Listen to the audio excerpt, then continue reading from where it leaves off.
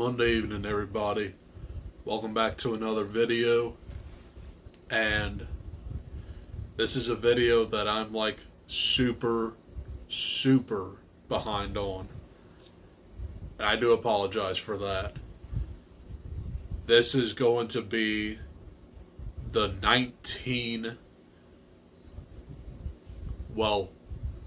the 17 movies I've watched plus 2 documentaries, sort of. But this is all I watched in September.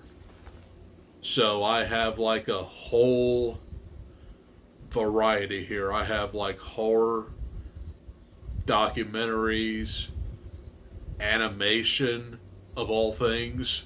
You'll see that very later in this video. But without making this way too long, let's go ahead and get started. So the first movie I officially watched in September was a really low budget horror comedy. It was called Drive Through.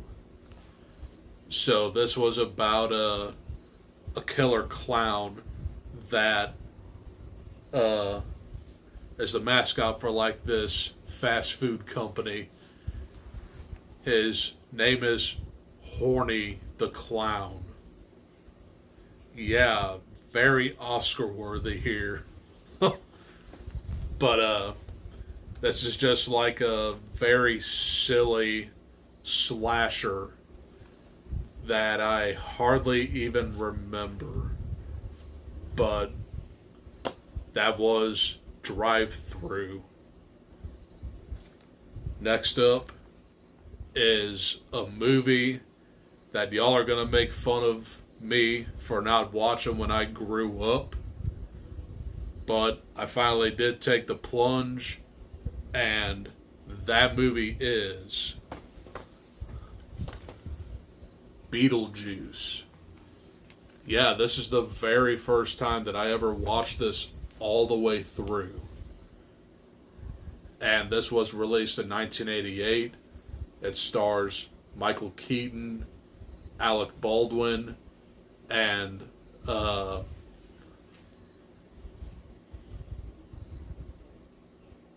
Gina Davis. You also have Catherine O'Hara and Winona Ryder.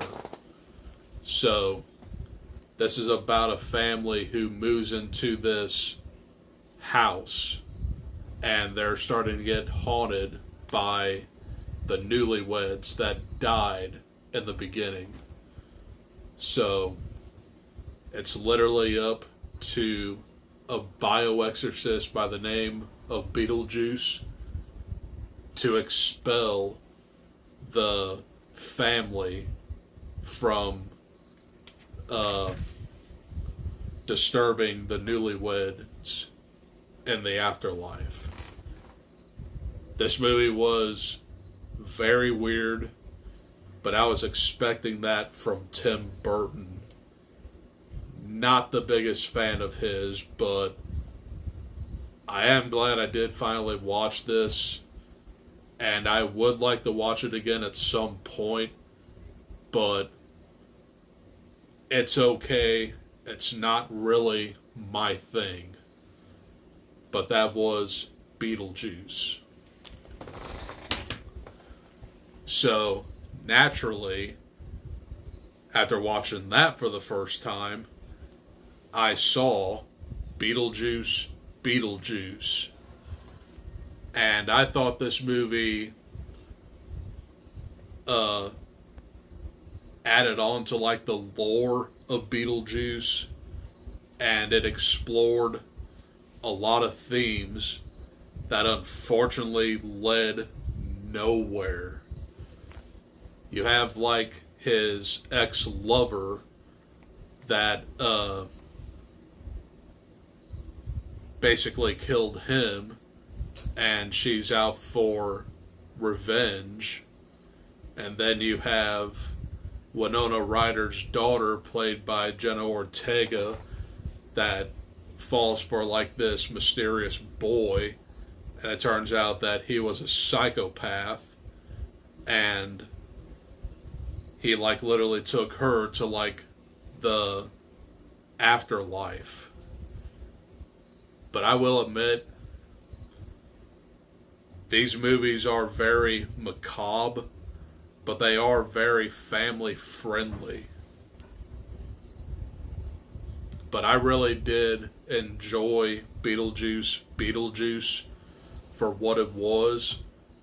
There were some very shocking deaths in here that I did not see coming, but the only characters you really root for are Winona Ryder, Jenna Ortega, and even Beetlejuice, which that was a major positive on this one. Beetlejuice is more in this movie, whereas the first one, he was in there for probably 15 or 20 minutes. But I did enjoy both of these movies for what they were, but they are very, very out of the box for me. Okay, moving on. Something completely different. I did a rewatch of Bad Boys for Life. I haven't seen this since theaters, and I really did enjoy this one this time around. So, Will Smith and Martin Lawrence are back, and they're after what is known to be Will Smith's illegitimate son.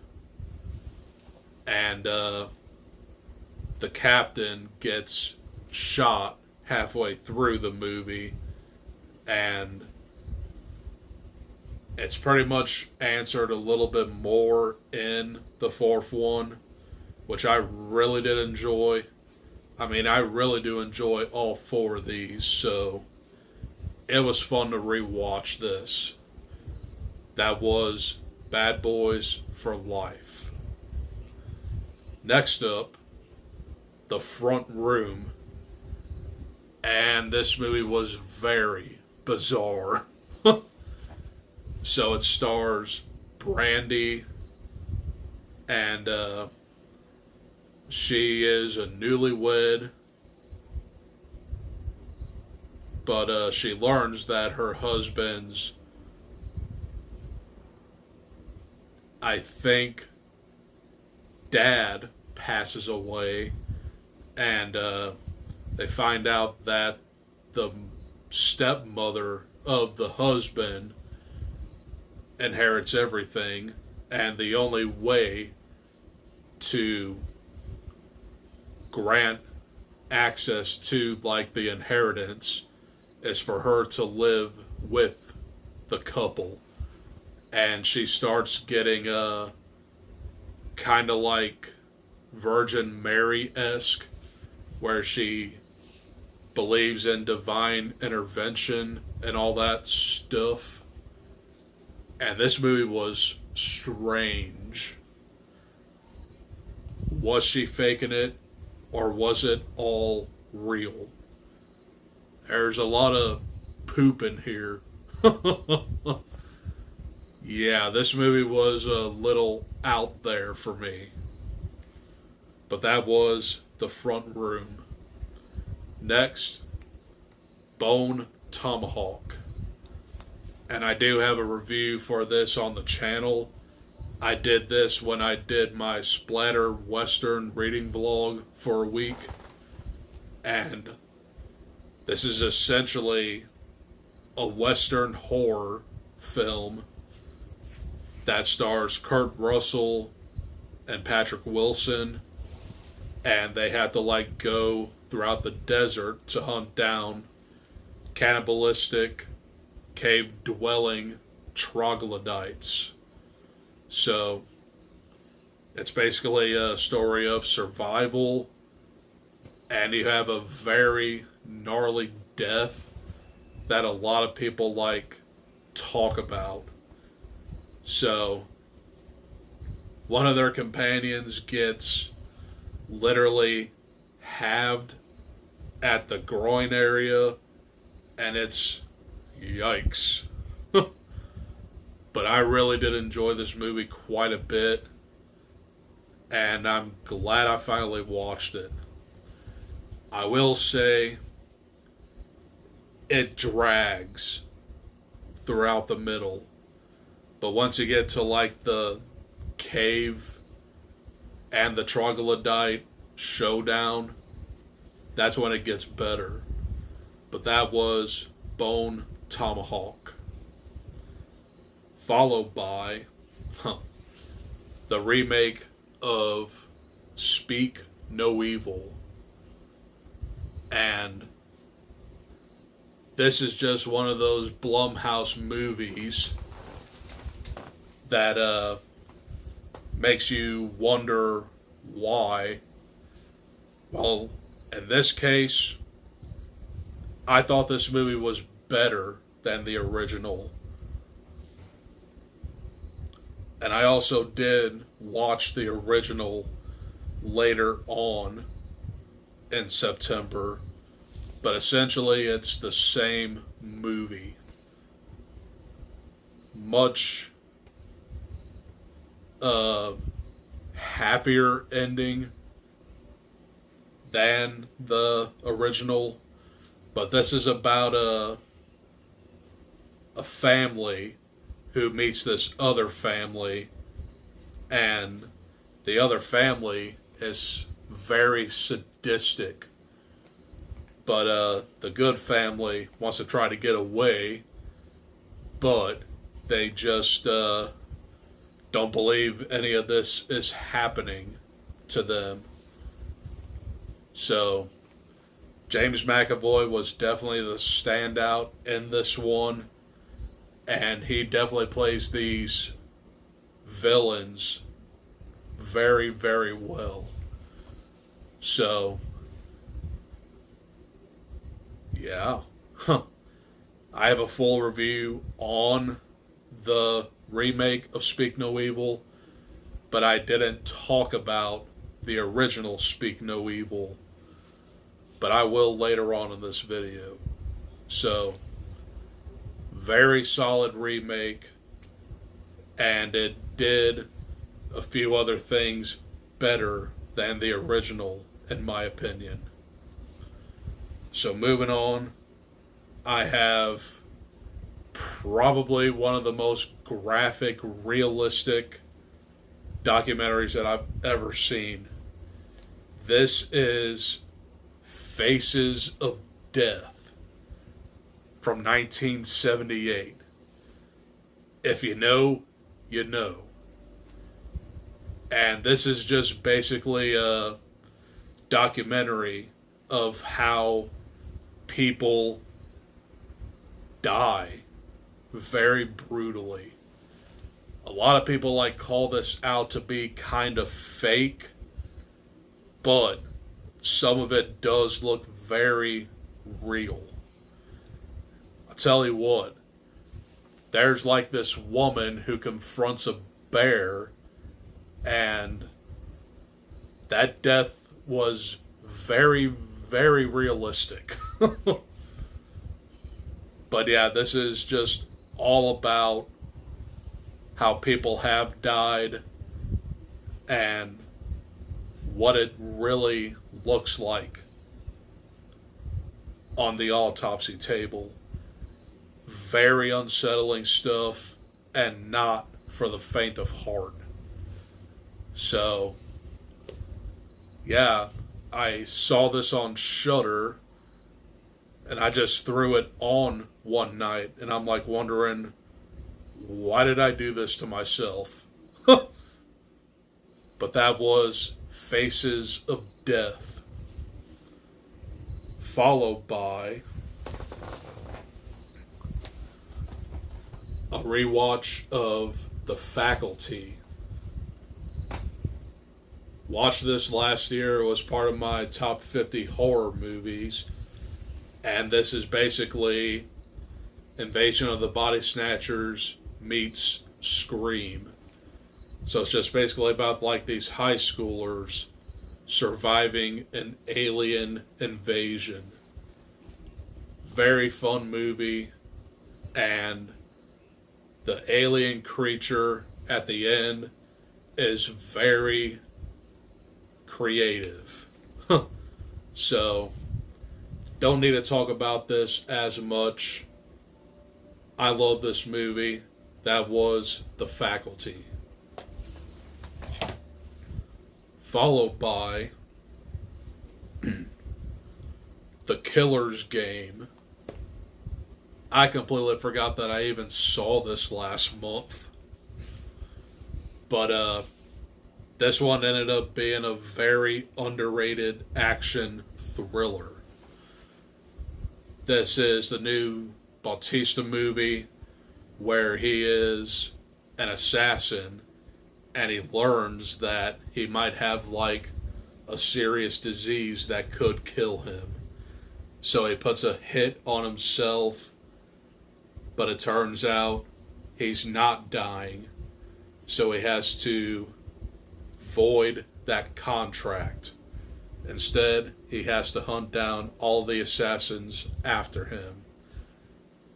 This was a very fun, small scale John Wick thriller. And I really did enjoy it quite a bit. That was The Killer's Game. Followed by Nothing But a Good Time, the uncensored story of 80s rock. And this was a 3-part docu-series on Paramount Plus. And this was totally my thing. So it's just all about like the shenanigans of all these very popular hair metal bands. They were into like sex, drugs, and rock and roll. Lots and lots of drugs. So, very interesting documentary. I do have the book that it is based on, which I am guaranteed the book goes into a lot more detail. But I'm definitely looking forward to reading that. But that was Nothing But a Good Time. Followed by something completely random. This is The Nest from 1988. And this was based off of a 80s horror novel by the same name that just so happens to be a Paperbacks from Hell curation. And this is just about an island plagued by giant cockroaches. Yeah, it's a very gnarly movie. But I really did have fun with it. It's like the perfect 80s creature feature. And I definitely want to see how gnarly the book is. But that was The Nest. Followed by the first animated movie that I watched in September, Transformers 1. And boy, I gotta tell you what, this was one of my biggest surprises of the month. This is the way to do a Transformers movie. This was a prequel that featured Optimus Prime and Megatron and their beginnings. So both of them were like minors, and they rise up to become who they are to Transformers fans. So this is primarily set on Cybertron, and there are no humans whatsoever. One reason why I really loved this movie. because it's just a straightforward narrative. And it turns out that Sentinel Prime was your villain. And that's when Megatron like really snaps and he becomes evil, and Optimus Prime rises up to stop him and Sentinel Prime. I enjoyed the hell out of this movie, but that was Transformers 1. Followed by the remake of the Amityville Horror. Yeah, that's right. I actually featured 2 of the movies featured in my top 50 horror movies this month. But this is the remake, of course, to the very popular 70s movie. Stars Ryan Reynolds and Melissa George, and they are the Lutz is. They move into like this house that had a brutal murder the year before, and they only last 28 days. So, the DeFeo murders featured Ronnie DeFeo Jr. killing his parents and all of his siblings with a shotgun at 3:15 a.m. So, once the Lutz family moves into this house, George starts getting the influence that Ronnie DeFeo had, because Ronnie DeFeo believed that the voices told him to do it.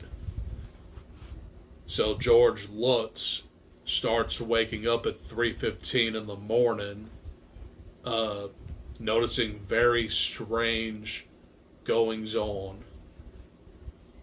I do gotta admit, this is a really decent remake, but I prefer the original.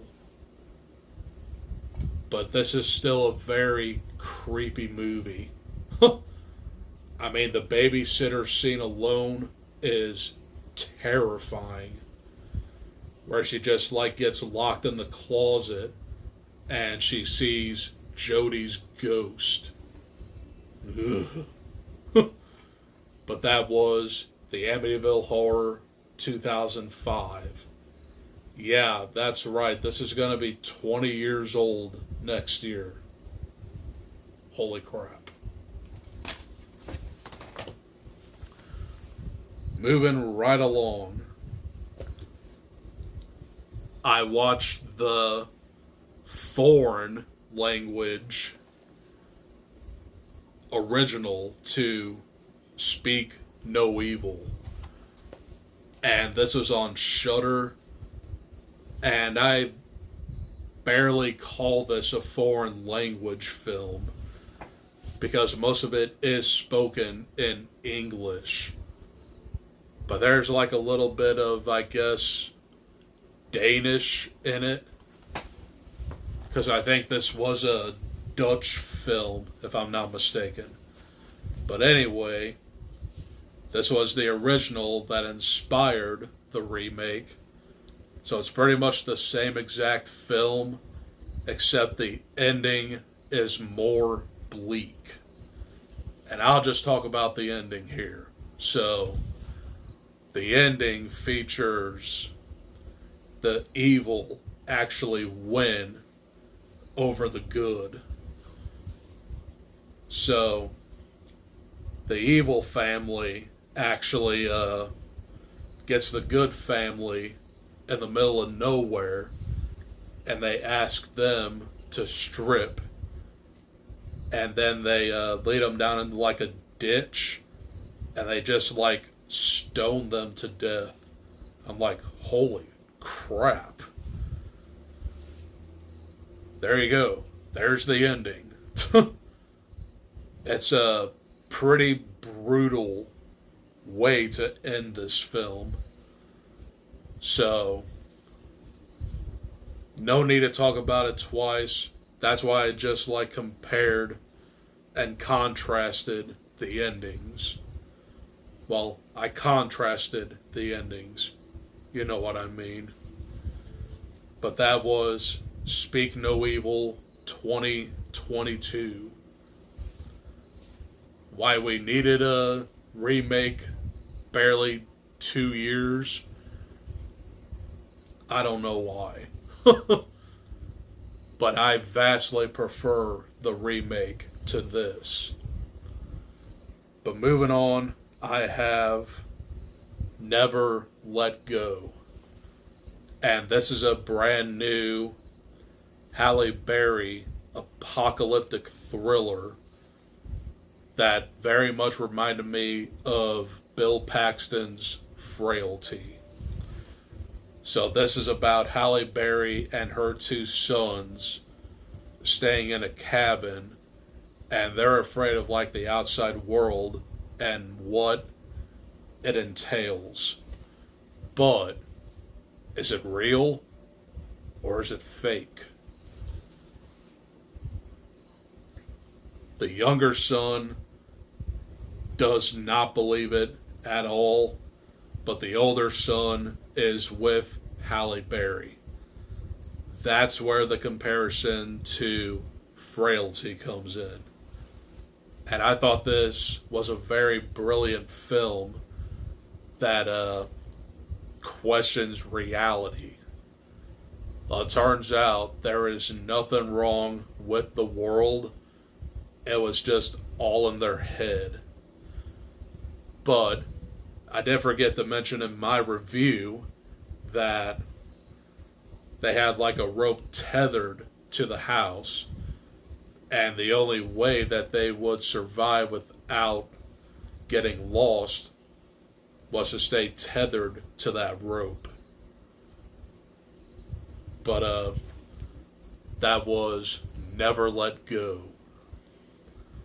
Followed by the last three are animated. The Wild Robot.